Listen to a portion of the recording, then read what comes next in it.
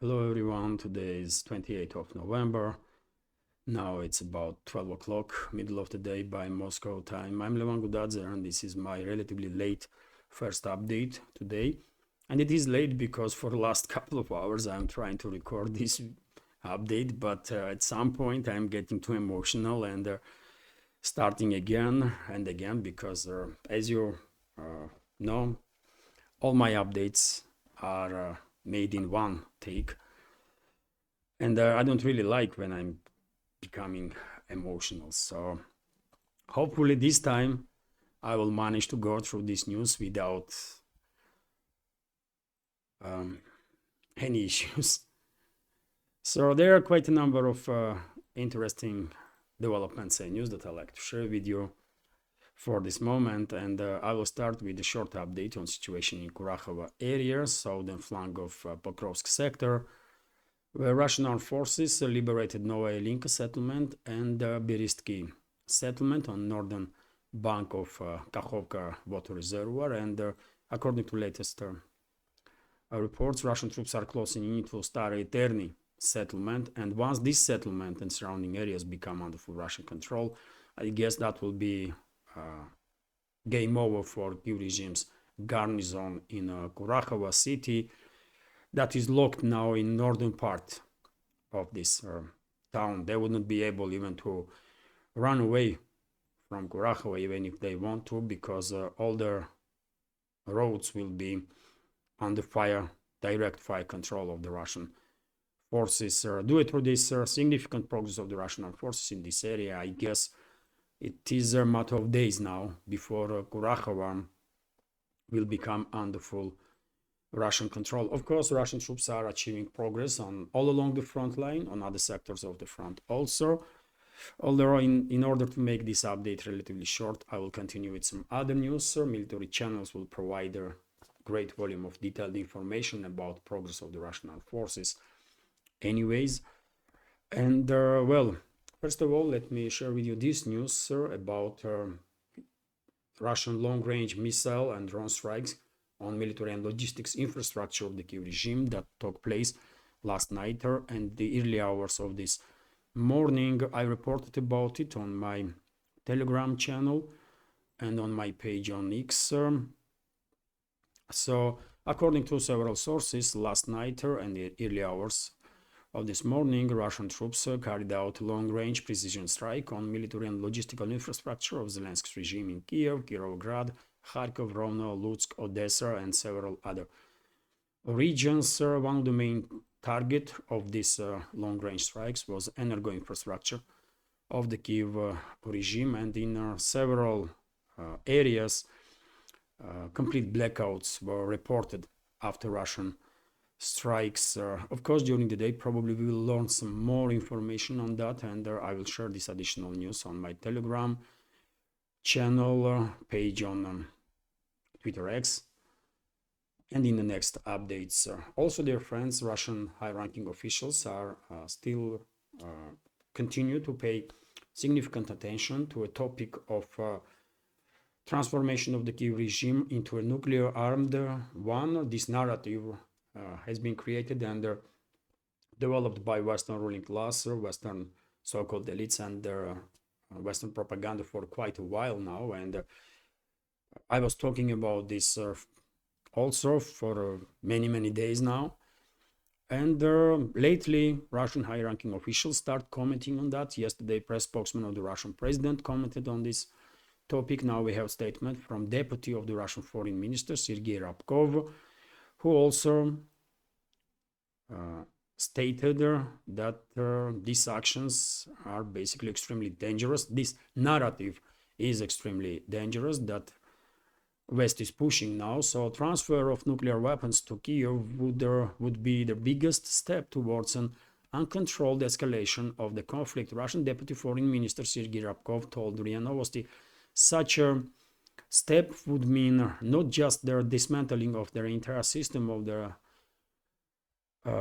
non-proliferation and arms control, which still persists despite the destructive course of United States, but it would be biggest step towards further and completely uncontrolled expansion of the conflict, he said in an interview with the news agency. And well, hardly anyone can argue with these statements of Russian high-ranking diplomat. Although I will just add that when Western ruling elites, in my understanding, when Western ruling elites are pushing this narrative of Kiev regime becoming nuclear armed, I don't think they are planning to transfer their own nuclear weapons to Kiev regime. I believe Washington, London, Paris, nuclear states in NATO will send, and most likely already send, their specialists to help Kiev regime to develop atomic bomb based on radioactive materials that Kiev regime already has, because due to work of nuclear power stations in this former Soviet republic. And just a couple of weeks ago, last week it was, isn't it, when Times reported that Kiev regime has enough plutonium, different isotopes of plutonium, to create at least several hundred atomic bombs. Not modern hydrogen bombs, because Kiev regime don't has centrifuges to enrich uranium to the level of military grade, but they can use other means that it is in their disposal to create a relatively simple atomic bomb that will resemble Fat Man atomic bomb that the US dropped on Nagasaki, for example. And of course, this narrative is created not randomly by Western ruling class. I believe the next phase of escalation after these long-range missile strikes will be exactly that, transformation of the Kiev regime into a nuclear-armed regime, and Moscow in no circumstances can allow this to happen, in my personal opinion. And therefore, if you will ask, is today's Russian missile and drone strikes was retaliation for a recent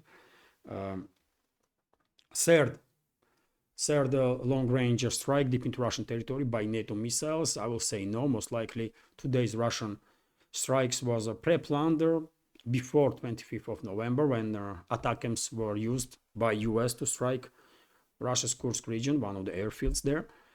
And therefore, I think Russian retaliation, true retaliation, not a demonstration of a potential, as it was done when Oreshnik missile struck a huge Mash facility, but real retaliation with force will happen in relatively short time.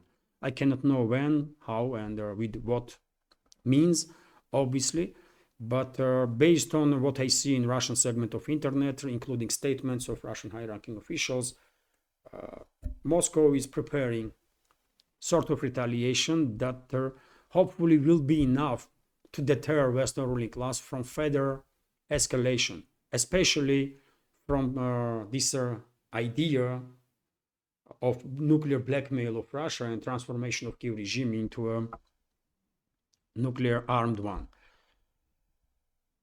But it is good to know that Russian high-ranking officials are also paying attention to this topic, because at some point, by the way, it seemed like I was the only one that was paying attention to this narrative that West was creating and pushing and developing of this nuclear Kiev regime, right? And it is good to know that Russian leadership is also paying attention to it, and that gives me hope that some steps will be taken to deter Western ruling elites from such a step. We will find out. Meanwhile, Western elites are trying to conduct some damage control. They are trying to keep public unaware in the West, majority at least, and they are trying to downgrade their potential risks that they are creating with their reckless policies. And to do so, for example, we have, they are pushing this narrative now, yet another narrative, that no matter what they're gonna do, no matter how much Western ruling elites gonna escalate, no matter how many Russian citizens they're gonna kill, no matter what kind of damage they're gonna do to Russia, Moscow will not retaliate. That's the narrative that they are pushing now. And this is also a bigger risk because we already seeing when Western ruling elites are creating narrative and then they are starting to believe in this nonsense, right? And they are acting on these false narratives after that.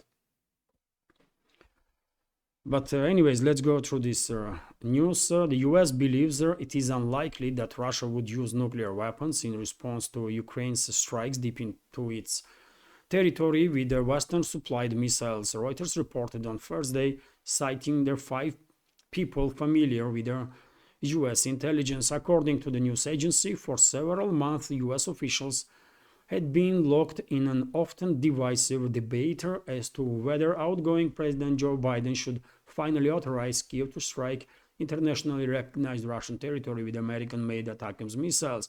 While some in the White House, Pentagon, and State Department initially feared lethal retaliation against American or allied military bases and their diplomats, sources told Reuters that escalation concerns, including the nuclear fears, were overblown. Their assessment were consistent. The ATACMS weren't going to change Russia's nuclear calculus. An unnamed congressional aide briefed on their intelligence told the news agency. Other sources were quoted as saying that intelligence report concluded that nuclear escalation was unlikely and that their assessments has not changed following Biden's decision to lift restrictions on the use of ATACMS by Ukraine. So that's what they do, by the way. They are pushing this yet again false narrative on the public that you know what, no matter what we do, Moscow not gonna retaliate. They're gonna do nothing. We can act with impunity. And at one point they truly gonna believe in this. They're not gonna only disinform population in the West, vast majority at least. They themselves will start believing in this nonsense. And therefore, they will continue to escalate further and further and further. And the only way to stop this is to take some strong actions. And I guess we are now in a situation that also I was predicting for a very, very long time, that at one point Russian leadership will find itself in a corner when they will see no way out but to use some extreme force. And we are in that situation now. Russian leadership is in that situation now because statements, demonstrations, and that kind of actions clearly are not making no changes. Western ruling class don't cares about it. Clearly, only language they understand is force, and until they have no fear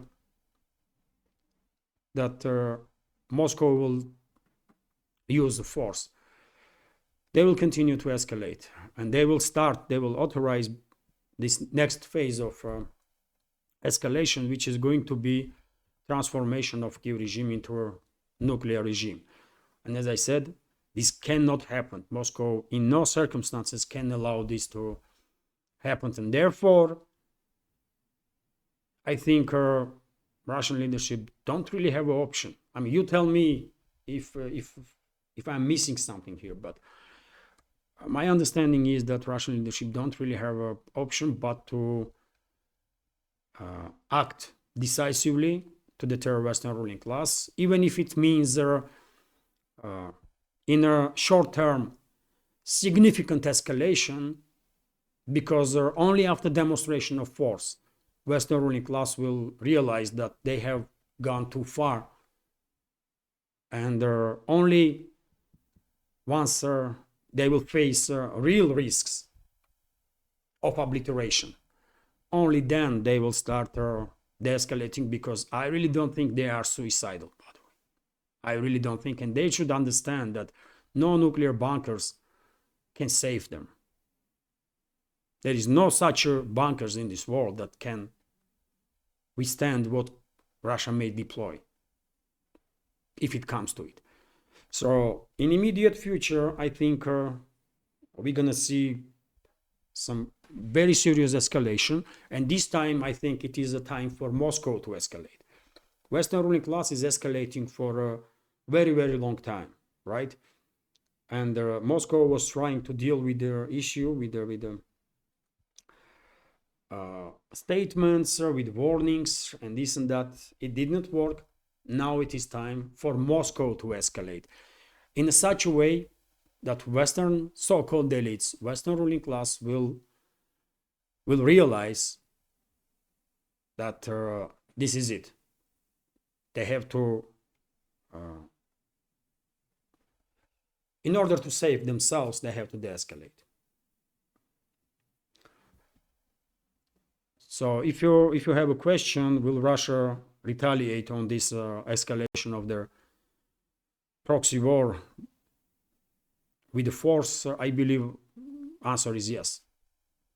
Russia will retaliate for these long-range strikes by NATO deep into Russian territory, and Russia will retaliate in such a manner that after that, even if for a short time we will see tit-for-tat actions from both sides, eventually Western ruling class will realize that this is it. They have to stop, otherwise they are finished. This is the only way, by the way. I know it sounds scary because it is scary, but without deploying some strong force, Western ruling class will not stop, and they will continue to jeopardize security of everybody on this planet. So Russia has obligation, Russian leadership now has obligation not just before its own citizens to stop Western ruling class, but Russia has obligation before entire humanity to stop Western ruling class, because it is a Western ruling class that poses an existential threat for whole of humanity, and we have to stop them with whatever means necessary. So yet again, I don't know how Moscow will conduct its next steps, when, with what means, but these actions will be effective, should be effective to stop Western ruling class. Meanwhile, by the way, Trump has named his pick for a special envoy to Ukraine. So US President-elect Donald Trump has announced that retired Army General Kat Kellogg will be his special envoy to Ukraine and Russia. This is a three-star general, I believe. He several times shared his take on current conflict, how this conflict can be de-escalated. We will see how effective he will be as a sort of negotiator. But based on what we are hearing, by the way, from some other members of the Trump's camp, there is less and less hope that once Trump and his people will get to office, they will really try to de-escalate. Some of the members of Trump's future administration are making such crazy statements, by the way, and most likely many of you are familiar with this topic. Judge Napolitano, by the way, was shocked, as far as I understand, when he hear what those people are talking about. And many of their guests on his show, for example. And so, yes, I don't know. I want to be optimistic that once Trump will get to office, we will see some real steps towards the escalation. But even if these people are making such crazy statements, I mean, people from Trump's camp, before they are in office, future high-ranking officials in Trump's administration, then can you imagine what they will act like once they are in office? And what is the chances for the escalation then? I don't know. But yet again, I mean, let's wait and see. Some another 5 weeks, isn't it? And Trump is going to be inaugurated, and we already know person, this Cat Kellogg, who will act as his envoy, special envoy in this crisis. Das news agency is also reporting that while the entire world is hoping for the escalation, Western ruling class is doing the opposite. They are hoping for more escalation, and therefore their puppets in US government are preparing yet another military aid package for Kiev regime, this time for 725 million US dollars. And in this package there will be long-range missiles, air defense systems, missiles, all the stuff that we already become familiar with, all the weapons, munition that US is sending to Kiev regime. TASS news agency meanwhile reports that Russian air defense systems on duty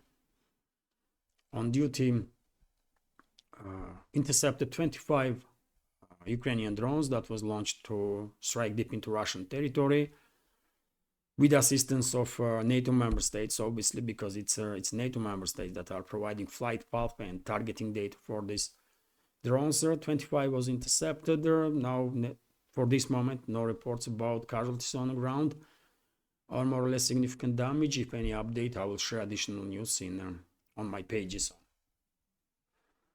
Twitter X, Patreon, and in next updates. Also, this news from Vzгляд newspaper that Russian Defense Ministry is confirming information about liberation of Novaya Ilinka. I already mentioned this. Russian troops actually moved further than that and established control over their Berestki settlement on the western side of Novaya Ilinka. TASS news agency is reporting that in last 24 hours, at one point, entire platoon of Kiev regime's formations in the Kursk salient area lay down arms and surrender to Russian forces. More and more instances when Kiev regime's troops are making such decisions all along the front line, not just in the Kursk salient area where special counter-terrorist operation is underway, but also in the zone of special military operations. Last week, about 100 military personnel of Kiev regime lay down arms and surrender. I believe this week this number will be probably higher than that. Good decision, good call on these troops, by the way, Kiev regime's troops. They're gonna save the lives. They're gonna have a story to tell to their kids and the grandkids. Kommersant newspaper is reporting that while North Korean troops, by the way, are nowhere to be seen in zone of special military operation or in a zone of counter-terrorist operation in the Kursk salient area, Kiev regime already sent its delegation in Seoul, in South Korea, to ask for more money and more weapons. You see how these false narratives work, by the way? Initially, Western ruling class and their propaganda outlets created this false narrative about North Korean troops fighting in Ukraine or in a Kursk salient area. Then Washington used this false narrative. Washington started building on this false narrative its policies, and exactly because one of the justifications for authorizing long-range strikes deep into Russian territory was the presence of this imaginary North Korean troops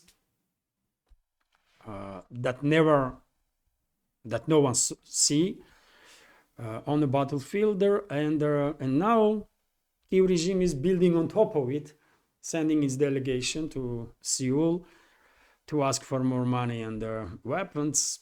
Okay, I mean, why am I not surprised? And Seoul, by the way, should be very careful. Seoul should be very careful. Otherwise, there may be no South Korea on the political map no more in relatively short time, if Seoul is not careful.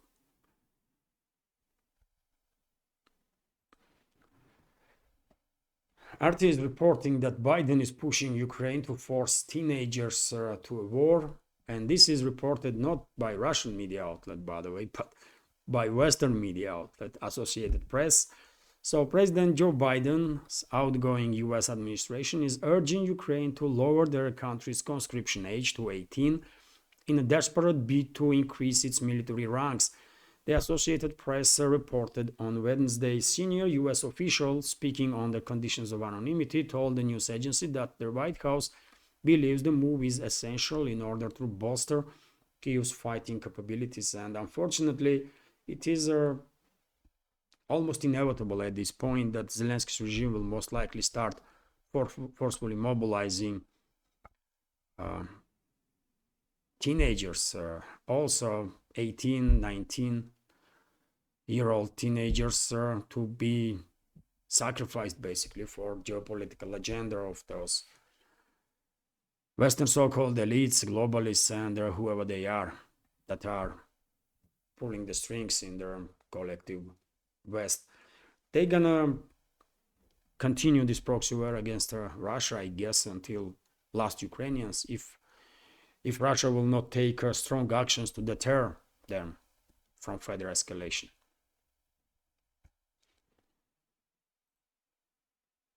Lentero is reporting that Kyiv regime once again targeted Zaporozhye nuclear power plant, and this time in last 24 hours, by the way, and this time not just with the drones but also with the artillery strikes, field artillery strikes. So Kyiv regime is clearly intensifying this nuclear blackmail, and I guess this is done with the authorization of the Western ruling class, isn't it?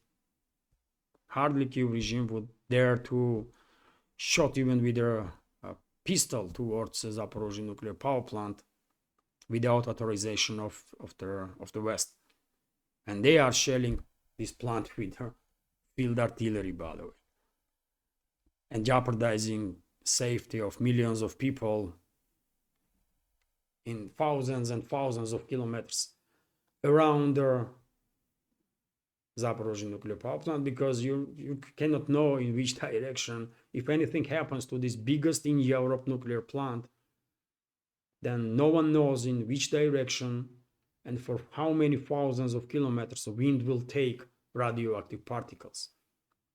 And I remind you, dear friends, that when Chernobyl nuclear disaster had happened, radioactive particles was, radioactive particles reach Norway and even UK, Greenland even, I believe. So when I say that Kyiv regime and Western ruling class are jeopardizing millions of people that are living even in thousands of kilometers away from Zaporozhye nuclear power plant, I'm not exaggerating nothing. That's what they are, man. That's the face of those people. They don't care, man. They don't care, not just about us, citizens of Russian Federation, or citizens of any other country outside of collective West. They don't care about citizens of Western states also. They only care about themselves and their geopolitical agenda, whatever it is. And dear friends, before I continue, let me notice that this media project is completely subscriber funded. And if you like what you see, if you like my channels and want to preserve this project in this field of news and political commentary, or maybe even to see further development of it, please consider to support our project and my work with donation through PayPal platform or Boosty platform, or by subscribing to my page on Patreon and also Boosty. All the links are on this video in the description box and in the pinned comment. And many thanks to all the members of our community who supported and continues to support my work. You, dear friends, are basically the only reason why this project still exists. So thank you very much. Argumente Facte, meanwhile, is reporting that terrorist groups in Syria, in northern Syria, in Idlib province, started a large-scale offensive operation on government forces, and unfortunately, latest reports are that during this offensive, terrorist groups that are supported by US, British, French governments and secret services, and also Turkish government and secret services, and a number of other countries in the collective West. Unfortunately, those terrorist groups managed to establish control over the 13th settlement as a result of this offensive already. Among them, a number of towns, relatively large towns, As Sugra, for example, Ajara, also El Kubra, which is located some 20 kilometers away from Aleppo, second biggest town in Syria. Syrian government forces are mobilizing to deal with this yet another wave of escalation from these Western-controlled terrorist groups. Significant damage was done to terrorist formations, but as I already said, unfortunately, Syrian forces were not ready for such escalation to react immediately, and therefore a significant number of settlements were taken by terrorists. And unfortunately, during the clashes with these terrorists, reports are coming in that Russian militaries also were wounded and killed. Although this information is not officially confirmed yet by Defense Ministry, but some sources in Russia segment of internet are reporting about it. Russian Air Force and Russian ground troops are actively supporting Syrian army to repel this attack of terrorists, and hopefully they will manage to stabilize the situation. RIA Novosti is reporting that Putin visited Kazakhstan yesterday and had negotiation. This is a state visit, and Putin had serious talks about effective, productive talks with the president of Kazakhstan, Tokayev. Both presidents signed a combined statement about deepening of strategical partnership between the two countries, and I believe Kazakhstan received their official invitation to become a partner state to the BRICS. And most likely Kazakhstan will take this invitation. Although, who knows? Astana is acting or trying to act as a neutral, while officially, at least, Kazakhstan is a member of this collective security treaty organization, military bloc that was created by former Soviet republics. So it is quite confusing when Astana is trying to act as a neutral, while Kazakhstan's not supposed to be neutral, right? Kazakhstan is supposed to be ally of Russia, ally of other former Soviet republics that are member of CSTO. But anyways, man, these Eastern politics are quite interesting to say the least. So hopefully, if there was any issues between Moscow and Astana, those issues will be resolved after Russian president visited this former Soviet republic, and cooperation will further intensify between the two. We'll find out. RT is reporting that Russia retaliates to expulsion of journalists from Germany. So 2 employees of German state media group ARD have been ordered to leave Moscow in response to expulsion of staff from Russia's Channel 1 from Berlin. Russian Foreign Ministry spokeswoman Maria Zakharova said on Wednesday. Earlier in the day, Russian public broadcaster Channel 1 announced that the journalist Ivan Blagoy and cameraman Dmitry Volkov have been ordered to leave Berlin by early December, with the German authorities citing national security concern. As a mirror measure, German correspondents have been told to hand in their accreditations cards and leave Russian territory, Zakharova said. Well, unfortunate, but Western ruling class don't want any Russian journalists to work in the Western states. They are suppressing work of Russian journalists quite actively. And of course, Moscow has not really has any options but to conduct some mirror steps on that. And I'm afraid if things continue this way, at one point, there will be no Russian journalists in their collective West countries, and there will be no journalists from collective West into Russia. And the only way people will manage to gain any information will be us, by the way, alternative media. I mean, probably I will not exaggerate if I will say that it is already basically alternative media that is main source of information for the people who wants to receive information from independent sources, right? Not from MSM. But still, by the way, I think it was and it is necessary. This MSM mainstream media outlets to have their journalists worldwide. But yet again, if Western ruling class don't want to see any Russian journalists there, then they will expel all of them. At one point, there will be no more Russian journalists in the Western countries. That's it. And probably Russia will take similar action and ask Western journalists to flee Russia as a response, by the way. And trust me, dear friends, Western journalists here in Russia are much free to work, uncomparably free to work than Russian journalists in the West.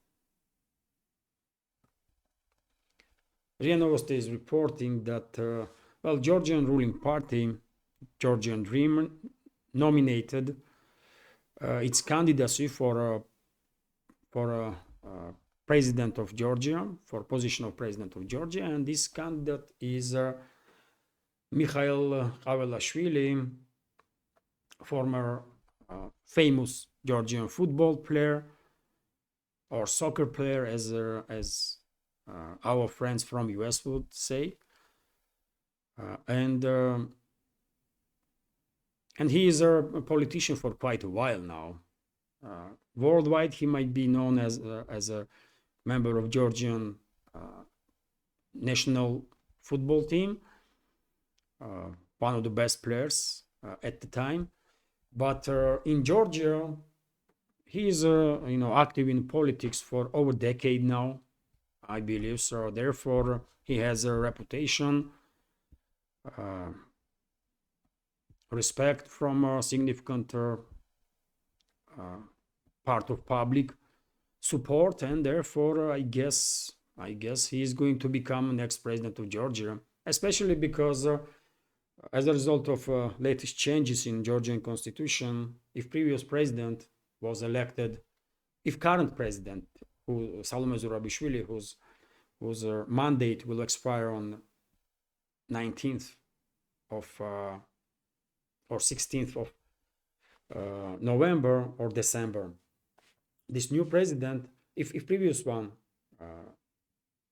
was elected on general election, the new one will be elected by parliament, because Georgia is a parliamentary republic by constitution, and the majority in parliament is in hands of ruling parties, so they will have no issue to elect him as a president.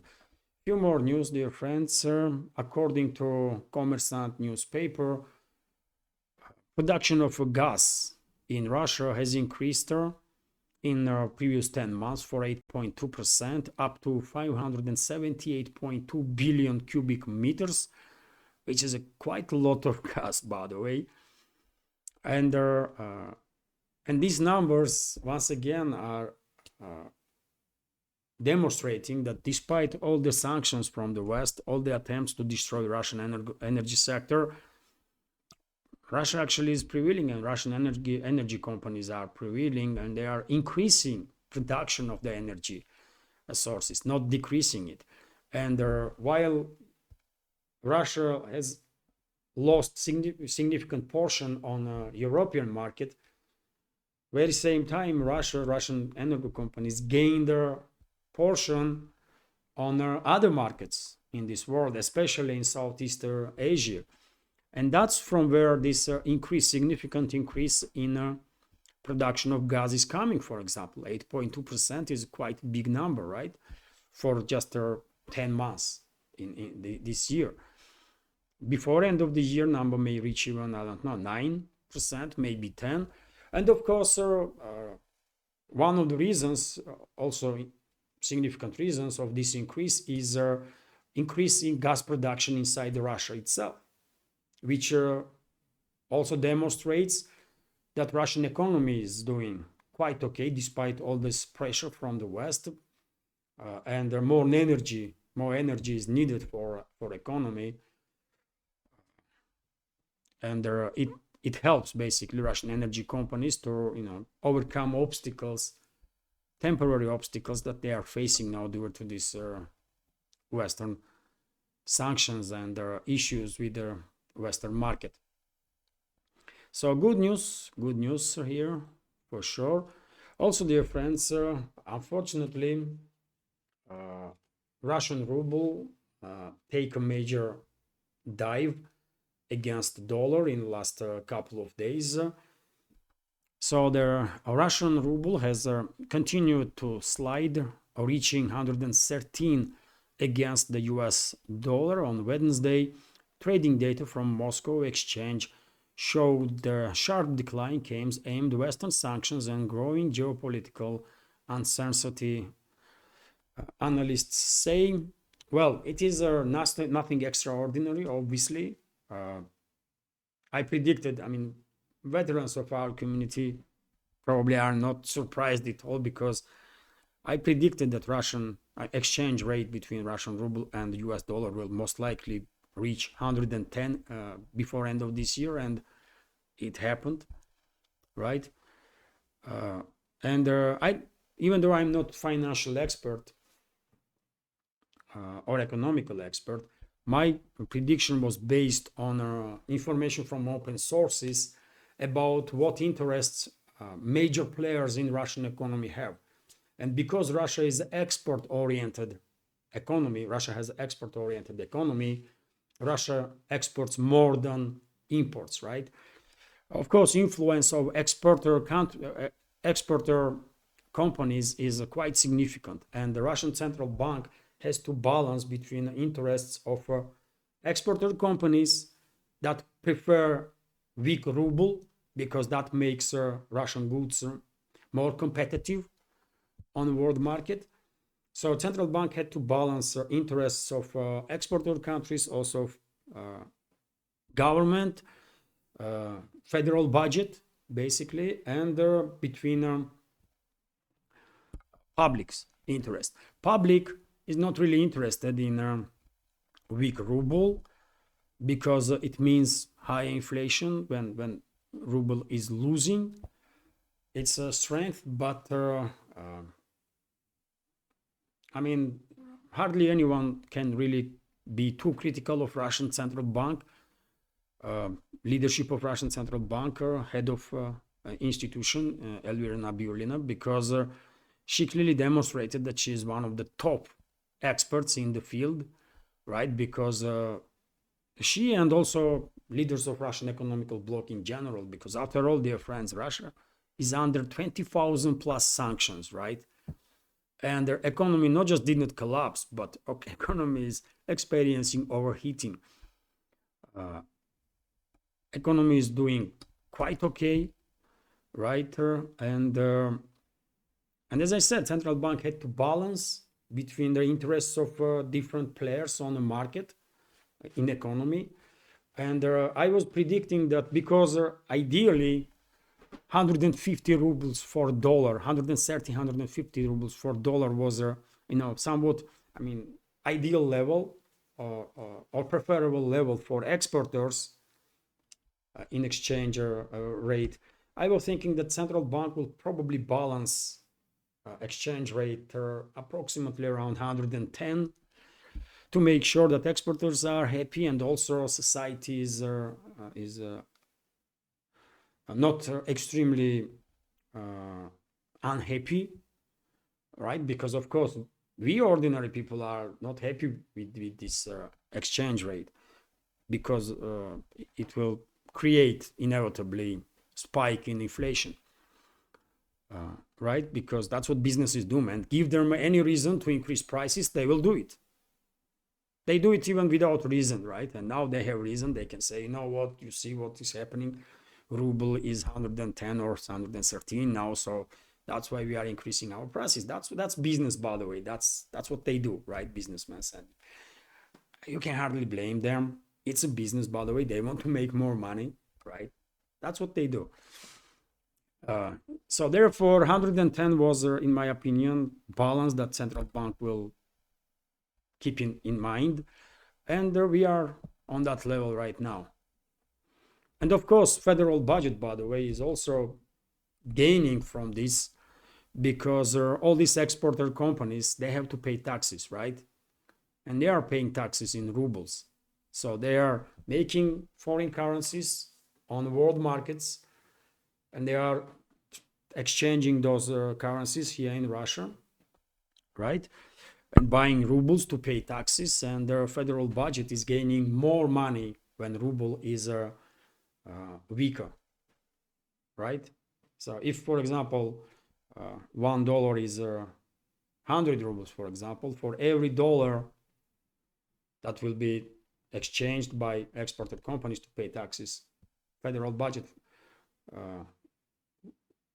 will receive 100 rubles. Then with current exchange rate, for every dollar that companies will exchange to pay taxes, now Russian budget will receive 113, for example. 13 rubles, it's a extra, is quite a lot when you are talking about tens of billions of dollars that exporter companies are exchanging every year to pay taxes, right?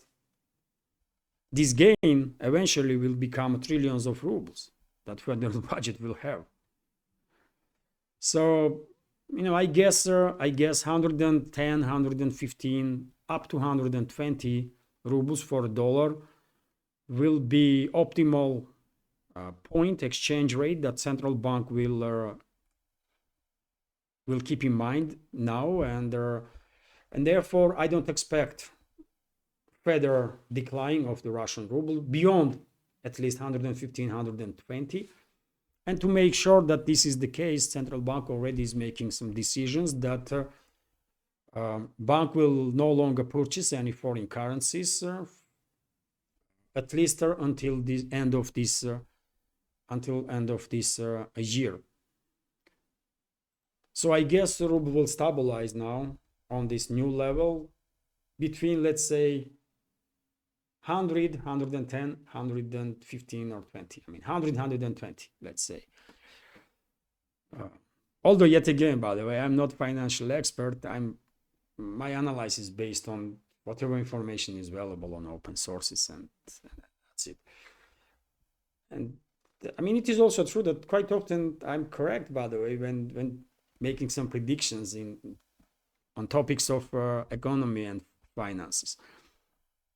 That's experience, I guess, because there are certain patterns, isn't it? After 30 years in journalism, you are just recognizing patterns, and you know which pattern is moving in which direction and what will be the consequences of that. Anyways, I will end this update on this news, by the way. I guess Western media will start now pushing this another crazy narrative that Russian ruble is totally collapsing, and there is nothing left from Russian economy, and everything is going down in Russia. Well, in reality, nothing extraordinary is happening, and by the way, we are people who are, went through 90s, by the way, majority of us. We went through 90s and we survived. So we are quite tough when it comes to dealing with some issues, and exchange rate of 110 or 115 for a dollar or 120, not gonna scare us that much. Unfortunately, inflation will spike for another 1 or 2 percentage point, but it will happen anyways because New Year is coming, and that's another reason for businesses to hike the prices, right? So I was expecting increasing prices anyways because of New Year. So I guess right time was found by central bank to allow this jump to happen in exchange rate, because everybody, majority of us here in Russia, were expecting increasing prices anyways, because that's always what happens on New Year's, before New Year's celebrations. It is what it is, man. Nothing extraordinary. We can deal with this situation also, like we always do, by the way. So everything is going to be okay, and I will end this update on that positive note. I hope you will find the update informative, interesting, and useful, and if so, please, dear friends, click that like button and leave some commentary. As you can see, these likes and comments are working quite often. I'm truly grateful to all of you for your attention and support, and likes and comments, which did allow us to reach a wider audience yesterday and day before. Last 2 videos have more than 10,000 views, and maybe we will reach wide audience with this update also. I hope so. So if you can, please click that like button, leave some commentary just about anything, any topic, and share information about my channel with your friends in real life or on internet. And what else? If you like my work, if you want to support, you can do it. All the links on this video description box and in the pinned comment. This is it for now. Have a wonderful day and take care. And dear friends, thanks God I managed to record this update, man. I'm telling you, I was struggling for like more than 2 hours to record the update because I was getting just too emotional at some point because of this escalation, by the way, between West and Russia and all that kind of stuff. It makes all of us be angry and frustrated, I guess. So I'm glad that I managed to record this update finally. So okay, have a wonderful day and take care.